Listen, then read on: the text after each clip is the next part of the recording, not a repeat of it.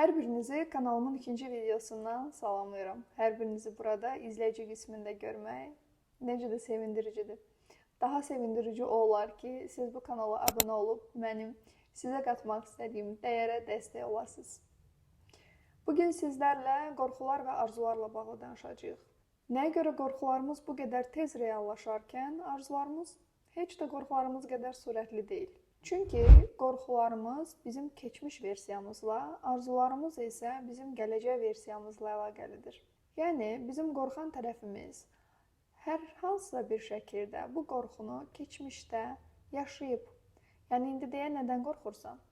Seçilməməkdən, görülməməkdən, tərk edilməkdən, pulsuz qalmaqdan, uduzmaqdan, bacarmamaqdan, yetərsiz qalmaqdan, yoxsa dəyərsiz olmaqdan? Nədən qorxursan? Hər nədirsə bu qorxu, bunun sənin keçmiş versiyanla çox yaxından əlaqəsi var. Sən bunu hardasa yaşamısan, hardasa təcrübə etmisən və indi də bir qədər ona oxşar, bunun olmaq ehtimalının belə deyək, bir siqnalını həyatdan alanda eyni qorxunu bugünə də daşıyırsan və sabaha da özünlə aparırsan. Bir də arzuların var. Sənin arzularına çatmış versiyan mütləq səndən daha başqa bir adamdır. Həm indiki səndən, həm də keçmiş səndən. Yəni, o həmin arzusuna çatıb, o arzunu öz həyatında yarada bilib. Çünki sən nədən qorxursansa ondan qorxmur. Sən nəyə inanırsansa ondan daha fərqli bir şeyə inanır. Bunun da nəticəsində o həmin arzuya sənin çatmış versiyan olur. Yəni, sənin gələcək versiyan. Ümumiyyətlə, biz bir şeyə arzulayanda fikir versəz, həyat hər zaman qarşımıza müxtəlif sanki dərslər çıxarır ki, orada o dərsləri alacağıq, inkişaf edəcəyik, böyüyəcəyik, o çətinliklərdən keçəcəyik, daha sonda isə o arzuya çatacağıq. Bu da yenə niyə baş verir? Sənin o arzunun sahibi ola biləcək insana dönüşə bilməyin üçün. Yəni, məqsəd sənin bu arzunu burnundan gətirmək yox, məhz sənin bu arzunu daşıya biləcək gücdə bir insan olmağındır. Yaxşı, bəs qorxularımız bu insana getdiyimiz yolda bizi necə əngəlləyir? Videonun əvvəlində də dediyim kimi, qorxuların keçmişlə əlaqəsi var. Biz bunu necəsə təcrübə etmişik, ya da ki, bizim həyatımızda hansısa bir insan eynən bu cürə bir hadisə yaşayıb və onun hadisəsini alıb elə içsəlləşdirmişik ki, sanki onun başına gələnlər bizim də başımıza gələcək. Yəni, məsələn, atanız həmişə bir biznes qurardı, amma həmişə batırardı. Sanki indi siz də quranda mütləq batıracaqsınız və övladlarınıza heç bir şey qoya bilməyəcəksiniz kimi.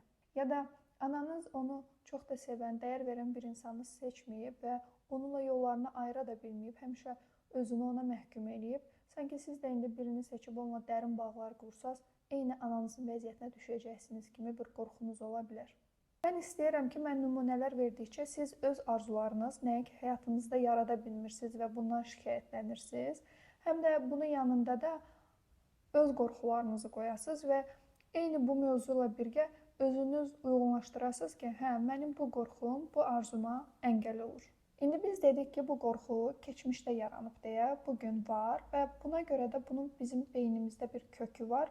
Biz bunu öz həyatımızda rahat reallaşdıra bilirik. Necə edirik bunu? Məsələn, bizim seçdiyimiz cümlələr belə dəyişir. Bizim davranışlarımız dəyişir. Biz o qorxunun təsiri altında fikirləşirik ki, bu sözü desək daha yaxşı olar, amma o söz əleyhimizə ola bilir. Bu davranışı eləsək daha yaxşı olar, o davranış o qədər də uğurlu olmaya bilir. Bu reaksiyanı versək yaxşı olar, özümüzü qoruya bilərik, amma yenə də nəticədə günün axırında istədiyimiz həyatdan bir tık daha uzaqlaşmış oluruq. Daha sonrasında isə hadisəni dəyərləndirəndə bu başlayır bizə mane olmağa. Yəni, biz arzumuza yenə çata bilmirik, nəsə bir əngəlimiz olur və başlayırıq ki, onsuz da bilirdim belə olacaq. Bu baş verdi çünki həmin adam məndən xoşu gəlmədi, ona görə məni bu müsahibədən qəsdən çətin suallar verdi, kəsdi.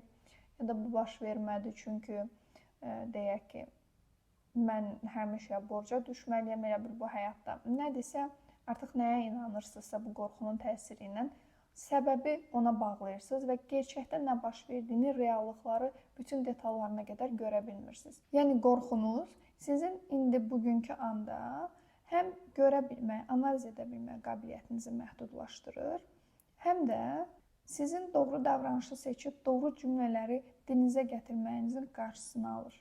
Siz əlbəttə ki, bugünkü reallıqları doğru dəyərləndirə bilməyəndə, dəyişən xırda detalları görməyəndə çətin olur ki, siz doğrudan da növbəti dəfə ən doğru addımın nə olduğunu seçə biləsiniz.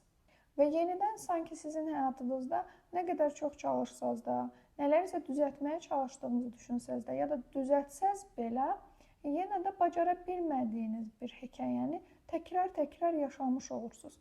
Yəni, deyirsiniz ki, artıq gələcək münasibətlərimdə belə etməyəcəm, belə insanları seçməyəcəm, amma bu olduğu yerdən olduğu kimi davam edir. Ya da gələn aydan artıq pulumu yığacam, yenə nəsə olur, yığa bilmirsiniz. Sabahdan artıq yaxşı bir bədənə sahib olmaq üçün, sağlam bir bədənə sahib olmaq üçün əvvəlki kimi yeməyəcəm, başqa cür qidalanacam. Amma bir gün, 2 gün sonra yenidən eyni cürə yeməyə başlayırsınız.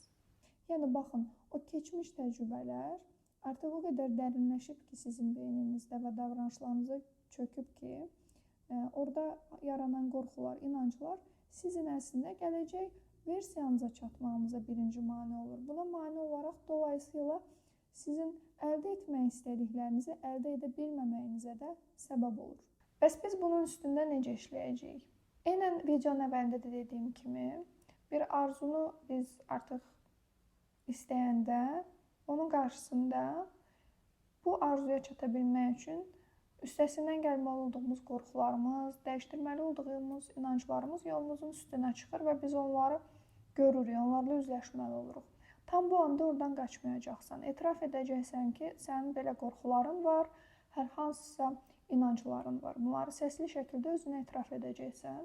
Daha sonra çalış tapasan ki, necə olub ki, siz başlamısınız belə inanmağa ya da bu şəkildə qorxmağa və bu qorxu gələndə siz necə davranmağa başlayırsınız, həmişə eyni etdiyiniz nələr var. Bunların hamısını yazın və sonra səsli oxuyun ki, sizin üçün çox dərin bir fərqindəlik yaratsın.